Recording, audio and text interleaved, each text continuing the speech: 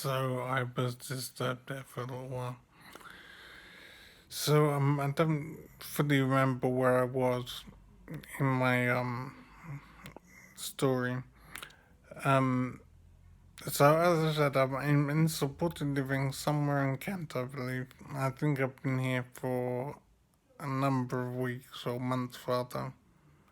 And before this, I was in hospital for I think a year or so. So I've had a brain injury, and quite a severe one, and so I'm in recovery. I'm not getting much in the way of physiotherapy or any other kind of therapy at the moment, but I think that's being arranged. So I think that will start up soon. Um, it's an incredibly strange situation, and it's very difficult to come to terms with it. Really, um, the biggest problem in my injury, well, there are two main problems. One is a physical problem, which affects my walking. For example, I can barely walk. I need to use a stick to walk, and bad balance is a bit of a problem. So I have to concentrate quite hard when I move around.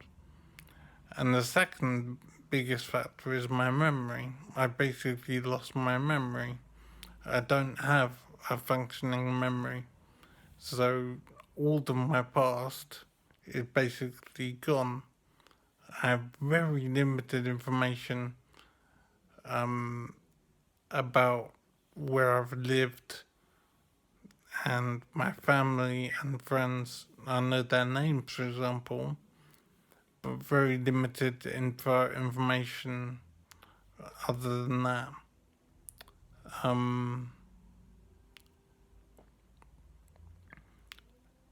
it's an unbelievably strange situation to not have a functioning memory. So my whole past is basically gone. I have the odd flashing images of events in the past and people that I've known, but the detail is missing. It's like I have a contents page or whatever, but I don't have the actual information. Um, so my life is basically a blank. I'm just here living in the moment, in supported living, and I don't know if that will change or improve at all. This might be my life forever, and that's a very scary thought. But at the same time, I am being looked after. It's definitely a much better situation than it could be. One big problem is that part of the injury has affected my sense of taste. So I've lost my sense of taste. I basically don't taste food when I eat. I think I have patchy times when I have taste, and I can taste a little bit of sugar more consistently. But generally, I've lost my taste, and that's so awful in my situation because food is pretty much the only thing I have going for me. So to not have taste is a really huge impact on my life. But I am hopeful that that will improve over time. But no one can say if that will happen, so we'll have to see. So as I've said, life is extremely strange to not have a functioning memory, to not know who I am basically. I have vague knowledge of where I've studied at university. I remember the name of my degree course, for example. I remember the name of my friends, but I don't remember details about them. But I know their names, so I could recognize them and their faces, for example.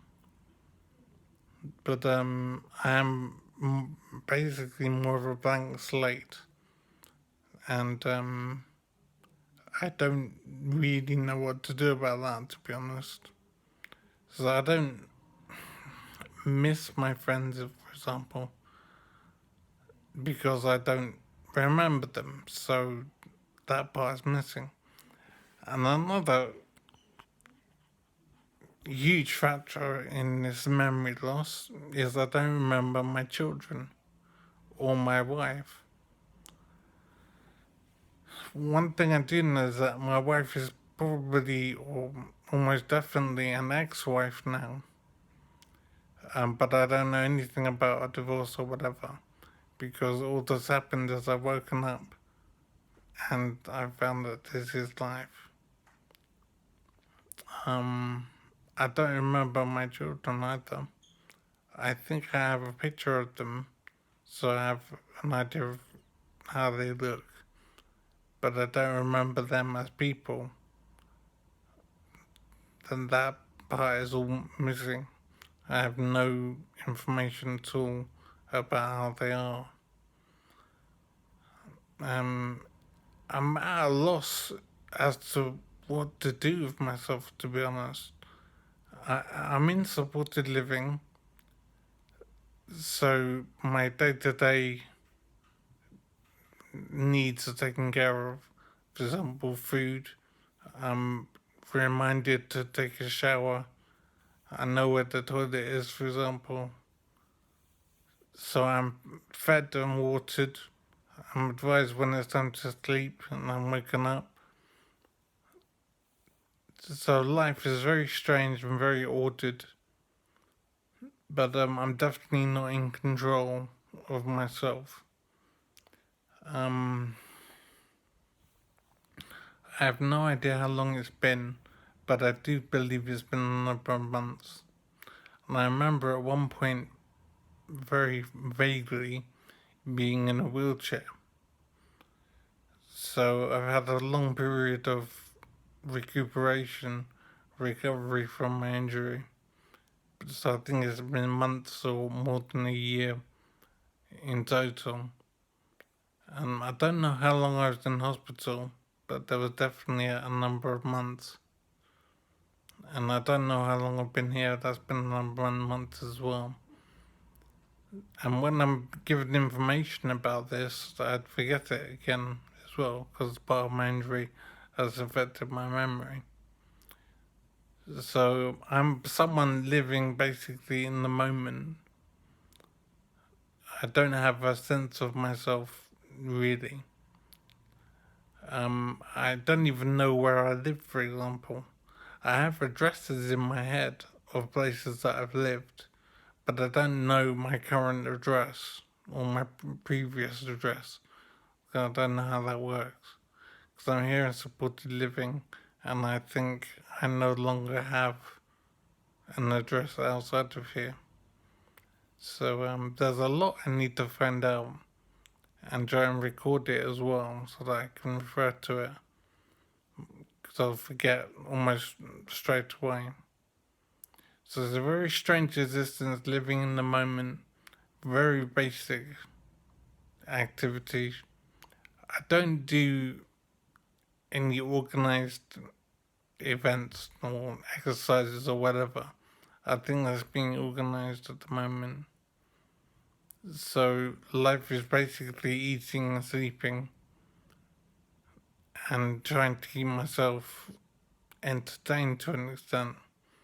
And I do that with my phone mainly, and I have a laptop as well. So in my previous life, when I was normal, I used to be an IT consultant. I was self-employed. That was my main job. And additionally, I also taught Taekwondo. I was a Taekwondo instructor, and I think the club was running for more than a year, at least. But unfortunately, I can't remember the details now. So I'm having to try to start again in life, for all of life.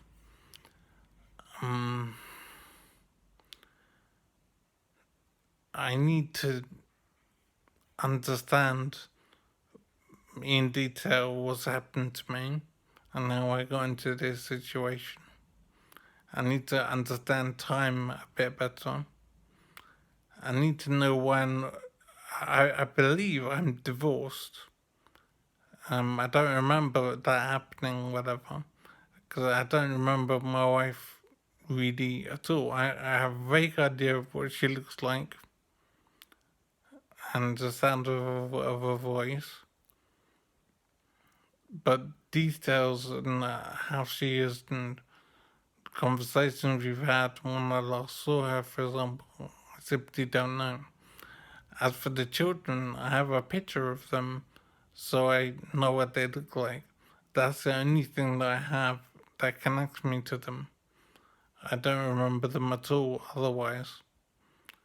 And the scary thing is, I have no idea if that will come back, if those memories will come back. So I might be gone forever, and this might be the situation. I am struggling to know what to do in life.